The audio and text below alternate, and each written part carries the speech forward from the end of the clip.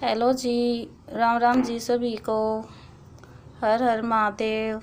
ओम नमः शिवाय।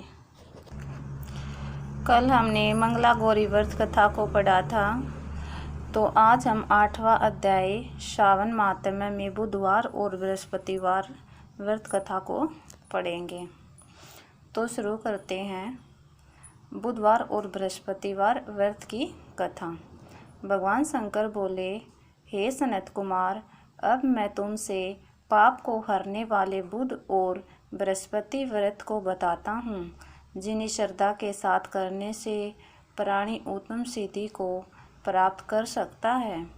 ब्रह्मा जी ने चंद्रमा को ब्राह्मणों के राज्यासन पर अभिषिक्त किया था। किसी समय चंद्रमा की दृष्टि बृहस्पति की पत्नी तारा पर पड़ी। तारा रमणीय, रूप लावण्य और संपन्न स्त्री थी। चंद्रमा उसके रूप लावण्य पर मोहित हो काम के वश में हो गए। चंद्रमा ने देवताओं की गुरु पत्नी को जबरदस्ती अपने घर में रख लिया। कुछ काल पश्चात उसे एक पुत्र पैदा हुआ। पुत्र का नाम बुध रखा गया। बुध विद्वान, रूपवान और सर्वगुण संपन्न था। देवगुरु बृहस्पति अपनी पत्नी को खोजते हुए चंद्रमा के निवास पर पहुँचे। वहाँ उन्होंने अपनी पत्नी तारा को देखा। बृहस्पति चंद्रमा से बोले, तुमने गुरु पत्नी के साथ गमन किया है, इस पाप से तुम कैसे बचोगे? इस महापाप की ओर तुम्हारी बुद्धि कैसे प्रवृत्त हो गई? अब तुम चुपचाप मेरी पत्नी को मुझे लौटा दो और तुम इस पाप से बचने के लिए प्रायश्चित करो। यदि तुम ऐसा नहीं करते हो तो मैं तुम्हारी शिकायत इंद्र से करूँगा।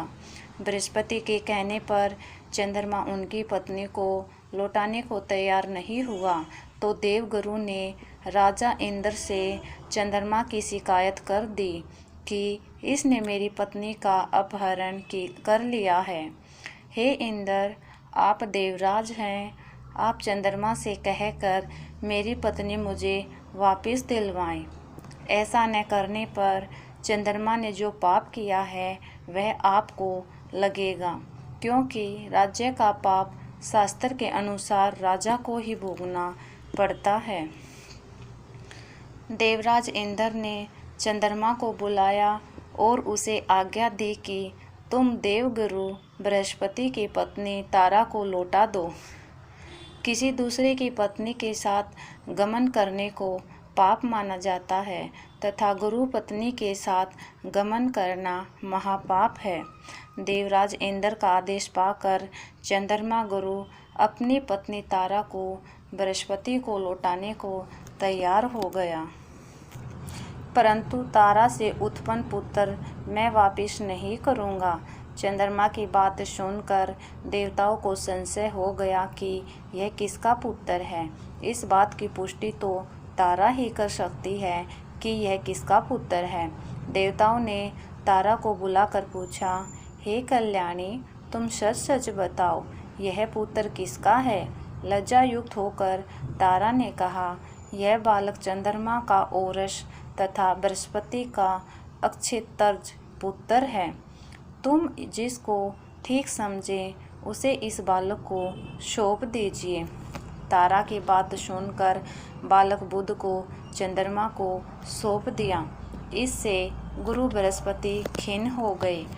जिन्हें खिन्न देखकर देवों ने दोनों को वर दिया। चंद्रमा से कहा, यह तुम्हारा पुत्र है, अब तुम घर जाओ। चंद्रमा तथा बृहस्पति पुत्र बुध ग्रह होगा, ये आचार्य और भी शुभ वर को ग्रहण करो। जो प्राणी दोनों का मिलकर एक साथ व्रत करेगा उसे सब सिद्धियों की प्राप्ति होगी। भगवान शिव के प्रिय मास सावन में जो लोग बुध और गुरुवार के दिन अर्चना करेंगे उनके खजाने भरे रहेंगे तथा उनका क्षय नहीं होगा। नैवेद्य दही भात से दोनों मूर्तियाँ लिखनी चाहिए जो दोनों मूर्तियों को जूले पर रखकर अर्चन करता है वह दीर्घायु और संपूर्ण गुणों से युक्त पुत्र प्राप्त करता है। पाकशाला में लिखकर अर्चना करने से पाकवृद्धि और देवागर में लिखकर अर्चना करने से देव की दया होती है। सोने के कमरे में लिखकर अर्चना करने से पत्नी का वियोग कभी नहीं होगा। इस प्रकार यथास्थान पर उसका फल प्राप्त होता है। 7 वर्ष तक व्रत करने के पश्चात उसका उद्यापन करना चाहिए। उद्यापन में पहले रात में जागरण करें, सोने की प्रतिमा का निर्माण कर विधि पूर्वक अर्चन करें, षोडश उपचार द्वारा अर्चना का हवन करें, तिल, घी तथा खीर प्रज्वलित अग्नि में देनी चाहिए। चिंचिड़ा तथा पीपल की समिधाओं से हवन करके पूर्ण आहुति डालनी चाहिए। उसके बाद मामा भांजे को भोजन कराकर अन्य ब्राह्मणों को भोजन कराना चाहिए। ब्राह्मणों को दक्षिणा देकर हाथ जोड़कर विदा करने के बाद स्वयं भोजन करना चाहिए। इस प्रकार 7 वर्ष तक व्रत करने वाला प्राणी सब इच्छाओं को प्राप्त कर लेता है। जो विद्या की कामना करता है उसे विद्या की प्राप्ति होती है। वह वेदों और शास्त्रों का मर्म जान लेता है। उसे बुद्ध ज्ञान एवं गुरु बृहस्पति गुरुता प्रदान करते हैं। सनत कुमार ने भगवान शंकर से पूछा, आपने पहले मामा भांजे को भोजन कराने का विधान बताया है, इसका कारण क्या है? भगवान शंकर ने कहा, हे सनत कुमार, पहले समय में मामा और भांजा दोनों दरिद्र थे। एक दिन दोनों भोजन के लिए घूमते घूमते एक सुंदर नगर में पहुंच गए। उन्होंने वहां प्रत्येक मकान में सावन के महीने में प्रत्येक वार का व्रत करते हुए लोगों को देखा, परंतु बुध और बृहस्पति का व्रत करते कहीं नहीं देखा। दोनों मामा भांजे ने बहुत समय तक आपस में विचार किया कि सब जगह सूर्य और अन्य वारों का व्रत तो हो रहा है, परंतु बुध और गुरु का व्रत देखने को कहीं नहीं मिला।